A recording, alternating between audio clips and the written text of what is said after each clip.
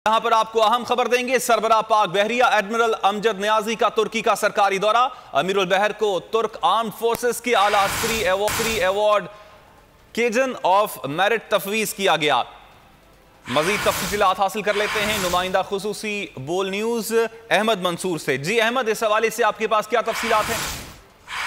जी, जो पाक बहरिया के तर्जमान हैं उन्होंने ये बताया है, एडमिरल मोहम्मद अमजद खान नियाजी सरबराह हैं पाक बहरिया के, तुर्की का सरकारी दौरा कर रहे हैं। जब वहाँ पहुंचे हैं जो टर्किश नेवल फोर्सेस हेडक्वार्टर पे उनका पुरस्कार इस्तकबाल किया है। जो तुर्क बहरिया के सरबराह एडमिरल अदनान उजबाल ने इस्तकबाल किया एडमिरल नियाजी का, मोहम्मद अमजद खान नियाजी का, और तुर्किश नेवल फोर्सेस के हेडक्वार्टर आमद पर उनको गार्ड ऑफ ऑनर भी पेश किया गया और ब्रीफिंग दी गई तुर्क बहरिया से मुतल्लिक तफसीली।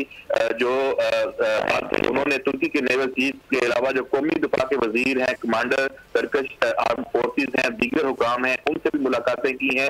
बाकी दिलचस्पी के अमूर हैं, इलाकाई सिक्योरिटी सूरत हाल है, जो बहरी ताउन है दोनों मुल्कों की बहरी अफवाज के दरमियान, उस पर तबादला ख्याल किया गया है।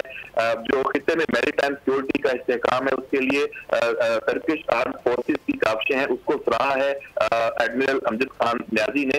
और जो तुर्क हुकाम है उन्होंने पाक बहरिया की जो समंदरी तहफ़्फ़ुज़ के लिए की जाने वाले इक़दाम हैं उनकी तारीफ की है।